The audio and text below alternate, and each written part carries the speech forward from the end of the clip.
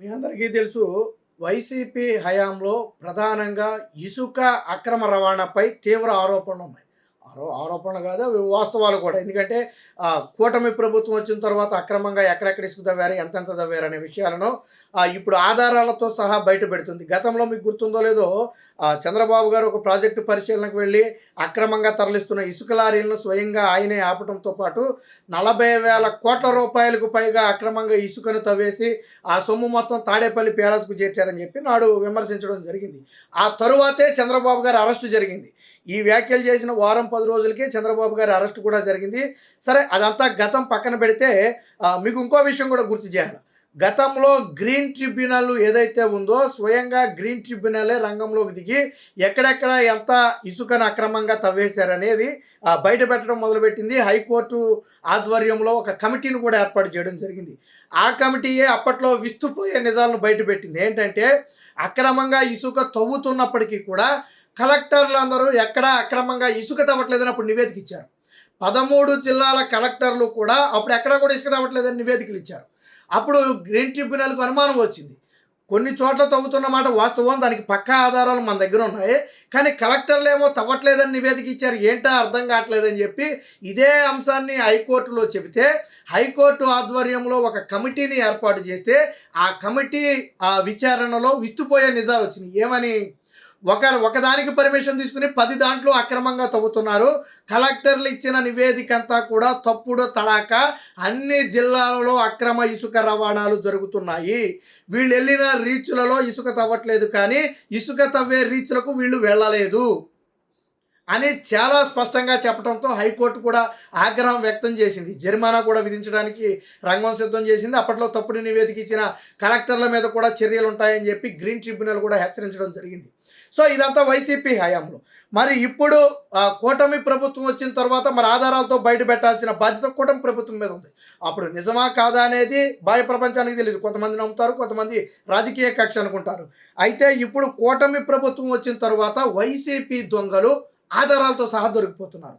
Satellite చిత్రాల ద్వారా, ఉపగ్రహ చిత్రాల ద్వారా స్పష్టమైన ఆధారాలతో ఇప్పుడు ఇసుక దొంగలను అయితే కూటమి ప్రభుత్వం పట్టుకోవడానికి ప్రయత్నం చేస్తుంది. దీనికి సంబంధించి జగన్ జమానాలో విశృంఖలంగా ఇసుక తవ్వకాలని చెప్పి దానికి సంబంధించి ఒక ఆర్టికల్ వచ్చింది. దొరికిన దొంగలు, ఉపగ్రహాల చిత్రాల సాక్షిగా బయటపడ్డ ఇసుక దోపిడీ.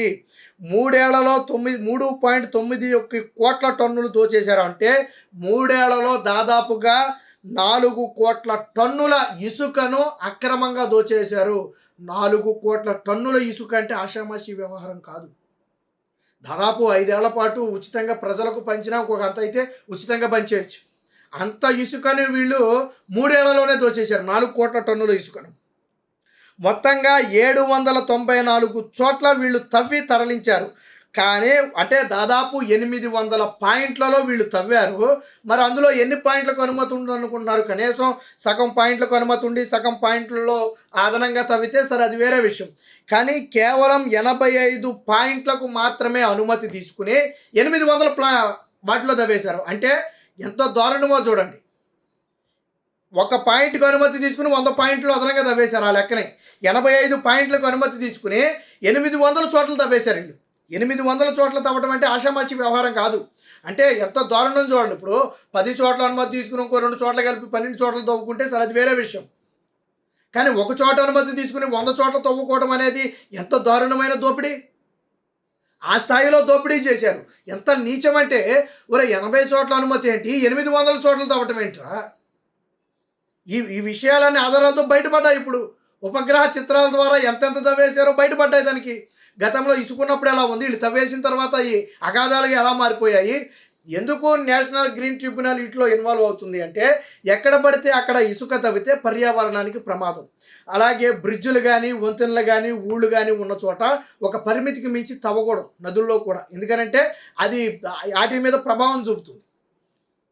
కాబట్టి నేషనల్ గ్రీన్ ట్రిబ్యునల్ కొన్ని పరిమితులు విధించింది. కానీ వీటన్నిటినీ తుంగలో తొక్కుతూ 85 చోట్ల అనుమతి తీసుకుని 800 చోట్ల తవ్వేశారు. హెక్టారుకు అనుమతిస్తే 40 హెక్టార్లలో అదనంగా తవ్వేశారు. 1 హెక్టార్కు అనుమతి తీసుకుని 40 హెక్టార్లలో తవ్వేశారంట. అంటే ఉదాహరణకు చెప్తున్నాం, అంటే ఆ స్థాయిలో జరిగింది అనేది చెప్పడానికి. సుప్రీం ఆదేశాలతో రంగంలోకి గనుల శాఖ. గూగుల్ మ్యాప్స్ ఉపగ్రహ చిత్రాలతో అధ్యయనం. ఏపీఎస్ఏసి ద్వారా గనుల శాఖ నివేదిక. ఈ సొమ్ము మొత్తం ఎవరి జేబులోకి వెళ్ళినట్టు అన్నట్టుగా ఒక వార్త అయితే రావడం జరిగింది.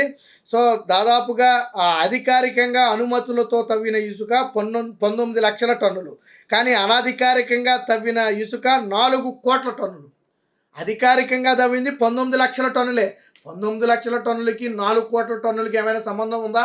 అదే నువ్వు 4 కోట్ల టన్నులకు అనుమతి తీసుకుని అదనంగా 19 లక్షల టన్నులు తవ్వితే అది వేరే విషయం, సరే అదైనా తప్పే కావచ్చు. కానీ 19 లక్షలు ఎక్కడ, 4 కోట్లు ఎక్కడ? ఎంత దారుణం ఇది! ఆ స్థాయిలో తవ్వేశారు. మరి వేల కోట్ల రూపాయలు దోచేశారు అనేది స్పష్టమవుతుంది. ఇప్పుడు ఈ లెక్క ప్రకారం వీళ్ళు అనుమతి తీసుకున్న ఇసుకకు మాత్రమే అధికారికంగా అమౌంట్ లెక్క ఉంటుంది. మరి అనధికారికంగా తవ్వేసిన ఇసుక సొమ్మంతా ఎవరి జోబులోకి వెళ్ళింది అంటే, ఆ రోజు చంద్రబాబు గారు చెప్పిన మాట వాస్తవమే. తాడేపల్లి ప్యాలెస్కి వెళ్ళింది. జగన్మోహన్ రెడ్డి విదేశాలకు వెళ్తున్నాడు పదే పదే అని మనం చెప్పినా, లేదా జగన్మోహన్ రెడ్డి బెంగళూరులోనే ఉంటున్నాడు, అక్కడి నుంచి స్పెషల్ ఫ్లైట్లు వేసుకుని లండన్ వెళ్తున్నాడు అని చెప్పినా, దీని వెనక ఏదో జరుగుతుందనే అనుమానాలు ఉన్నాయి. ఇలాంటివి చూసినప్పుడే ఈ అవినీతి సొమ్ము అంతా దేశం ఏమైనా దాటిస్తున్నారనే అనుమానాలు కలుగుతున్నాయి. ఈ అవినీతి సొమ్ము మరి సొమ్ము రూపంలో వచ్చింది కదా, మొత్తం క్యాషే కదా. ఆ రోజులు ఆన్లైన్ ట్రాన్సాక్షన్స్ లేవు కదా. ఇవన్నీ ఆన్లైన్లో జరిగితే దొరికిపోతారు, అది ఏ అకౌంట్లో పడినా దొరికిపోతారు. కాబట్టి క్యాష్ రూపంలో జరిగిన ట్రాన్సాక్షన్స్ ఇవి. సో దీన్ని బ్లాక్ మనీగా ఎలా మార్చారు, ఎలా దేశం దాటించారు, ఎక్కడ దాచారు దీన్ని? సో ఈ విషయాలన్నీ బయటికి రావాల్సి ఉంది. ఏది ఏమైనా మొత్తంగా ఇప్పుడు సుప్రీంకోర్టు ఆదేశాలతో గతంలో ఏదైతే ఆంధ్రప్రదేశ్లో నేషనల్ గ్రీన్ ట్రిబ్యునల్ తీవ్ర అభ్యంతరం వ్యక్తం చేసింది. ఏపీలో విచ్చలవిడిగా ఇసుక తవ్వేస్తున్నారు, పర్యావరణానికి తీవ్ర హాని జరుగుతుంది, భవిష్యత్తులో పెనుముప్పు ఎదుర్కొనే ప్రమాదం ఉందని చెప్పి తీవ్ర ఆందోళన వ్యక్తం చేసింది. ఇదే అంశాన్ని సుప్రీంకోర్టులో కూడా నేషనల్ గ్రీన్ ట్రిబ్యునల్ చెప్పింది. అప్పట్లో కలెక్టర్లు తప్పుడు నివేదిక ఇచ్చారు, వాస్తవంగా ఇసుక తవ్వుతున్నా తవ్వట్లేదని చెప్పి కోర్టును కూడా తప్పుదోవ పట్టించారని కూడా నేషనల్ గ్రీన్ ట్రిబ్యునల్ అప్పుడు కోర్టులో చెప్పడం జరిగింది. కోర్టు కూడా దీని మీద ఆగ్రహం వ్యక్తం చేసింది.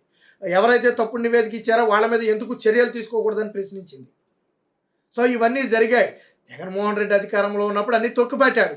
కానీ ఈరోజు ఒక్కొక్కటిగా బయటకు వస్తుంది. ఇప్పుడు ప్రతిపక్షాలు, ఇప్పుడు చంద్రబాబు నాయుడు అబద్ధం చెప్పొచ్చు, లేకపోతే పవన్ కళ్యాణ్ అబద్ధం చెప్పొచ్చు, రాజకీయంగా అనుకోవచ్చు, ఏదో రాజకీయ నిందలు మోపుతున్నారని. కానీ శాటిలైట్ అబద్ధం చెప్పదు కదా, గూగుల్ మ్యాప్స్ అబద్ధం చెప్పవు కదా. దానికి సంబంధించి మొత్తం తవ్వినప్పుడు ఎంత ఉంది, తవ్వనప్పుడు ఎంత ఉంది అనేది చాలా స్పష్టంగా గూగుల్ మ్యాప్స్తో సహా విడుదల చేశారు. వీటి మొత్తాన్ని ఇప్పుడు సుప్రీంకోర్టులో సబ్మిట్ చేయబోతున్నారు. రేపు సుప్రీంకోర్టు తీసుకునే నిర్ణయానికి అధికారులు బలిపశువులు కాబోతున్నారు. ఎవరైతే ఈ అక్రమంగా ఇసుకను దోచుకోవడానికి ప్రత్యక్షంగా పరోక్షంగా సహకరించారో వాళ్ళందరూ రేపొద్దున జైలులో చెప్పకూడు తినటం ఖాయం.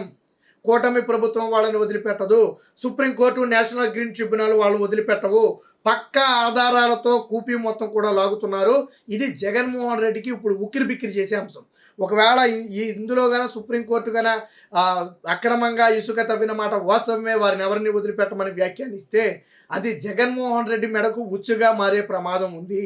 ఈ నిధులు మొత్తం ఎవరి దగ్గరికి వెళ్ళాయి అంటే ఏళ్ళు మొత్తం జగన్మోహన్ రెడ్డి వైపు చూపిస్తాయి. సో ఖచ్చితంగా ఇది జగన్మోహన్ రెడ్డి మెడకు ఉచ్చుగా మారబోతుంది. ఏది ఏమైనా వైసీపీ నాయకుల విచ్చలవిడి ఇసుక తవ్వకాలకు ఈరోజు గూగుల్ మ్యాప్స్, శాటిలైట్ చిత్రాలే ఒక ఉదాహరణ.